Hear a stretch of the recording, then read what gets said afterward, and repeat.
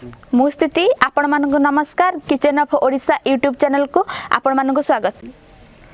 आज आम किचन जड़े मैडम अच्छा आसतु तांको परिचय विषय तांको पचारि बुझा। मैडम नमस्कार। नमस्कार। आपण ना मो नाम ममता जगदेव। आज आपण आम दर्शक बंधु मानक कौन करी देखाइबे? मु आज अब किचन देखैया जाउछि मकर चाउल कि परि हुए देखैबी। मकर चाउल नाटा बहुत इंटरेस्टिंग अछि। तापे सब कौन कौन सामग्री सब? चाउल छेचा छेचा माने बतुरा हेतिबो ना बतुरा हेकी अर चाउल छेची रखिबो तापरे ग्राइंडिंग कले हबो कि नै? ग्राइंडिंग कले चलिबो नाले ताको छेची रखिबो। आउ नडिया नडिया माने कोरा हेबो? नडिया कोरा घियो अदा गोलमरिच गुजराती कदली चीनी क्षीर पकई पारियो नचत क्षीर नथिला अमूल भी फेटिक दे पारियो। जो अदा हरिके एरा सब कट्टा हबो ना सब चंचा हबो? सब छेचा हबो चांची पकेबो। ओ कदली जति दरकार सेति आज्ञा।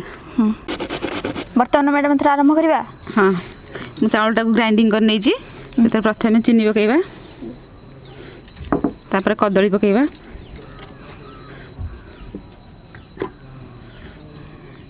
एको सब चकटी दे हेतरे पूरा चकड़ा हबो पूरा कदलटा पूरा मेल्ट करा हबो ना सेमति खदरा टिके रहइबो?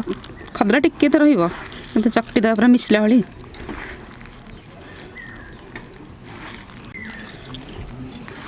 एथरे मैडम केते चाउल आपण नेथिले?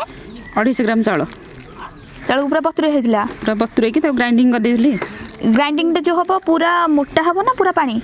पूरा मोटा हबनी पूरा पानी हबनी मीडियम से रहिबो कारण एथरे पुनी अमूल फमूल दिया पूरा पानी हो जाए मीडियम मोटा मोटा टिके रखिले ठीक हो। केते समय जो चाउलटा को आपण मैडम बतुरैतिले? चाउल गोटे घंटा बतुरिबो। गोटे घंटा पूरा बतुरिबो? आज्ञा। को ग्राइंडिंग कला बेले सब पानी दे केते पानी दे सब ग्राइंडिंग करथिले? पानी देइनी जमा जति चाउल छाणी के करछि से पानी से रहिछि पानी दिछि दिया होन। ये बर्तमान हे गेला तापर हम एथरा अदा छेची रखिथिली अदा पकेबा तापर नडिया कोरा। मैडम हठात आपण कहीं आइडिया कले मकर चाउल करिवे बोली?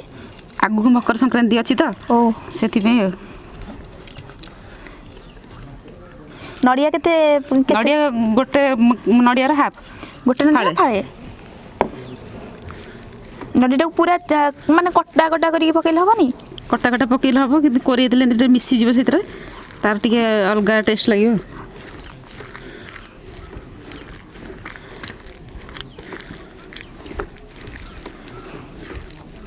नडिया नडिया माने कोरा है कि पूरा पड़िबो? नडिया कोरा रे पकेले बुढ़ा बुढ़ी माने भी खाई परिबे तार भी अलगा टेस्ट आसीबो।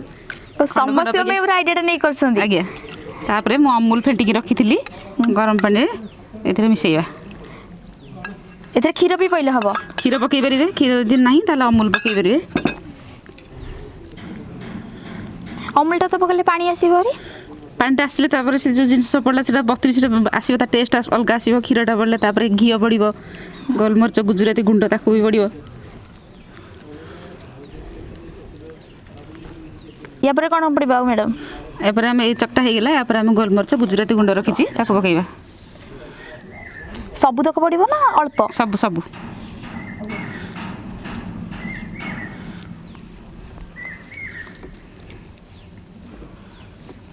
हे गेला।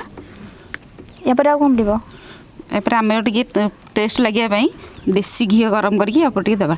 सब बडेला बे घी पड़िबो? एबे हम ऊपर टिके घी दे देबा। आउ एथरे कोन पकेले हबो? मकर चाउल रे आउ कोन पकेबा को जे चाहिबा पके ए मकर चाउल रे आउ याकु आसे त हम लिया किबा छेना पके परिबा। लिया काई पका जाय? लियाटा पकेले जो पानीटा हेइ था लियाटा पकेले से पानीटा टी भिडी दे। ओ माने लियाटा जो उठके पानी पानी हेइ से पानीटा टी भिडी दे टी बहलिया बहलिया होए।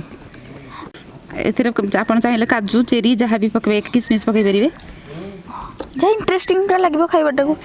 एबे पूरा फेंटा हिजर बडे वासना डाइला देसी घी रो जो अधिक वासनाटा सेटा अधिक वासनाटा आसी खाइले भी बड़ा टेस्टी लागिबो। एरा देसी घी जाना तो पड़ची जेहेतु एते जिंस पड़लानी आहुरी भी टेस्ट लागिबो। एथरा हे गला मकर चाउल पूरा? आज्ञा। एथरा आपण डी नै टेस्ट करंते केमती हेइची।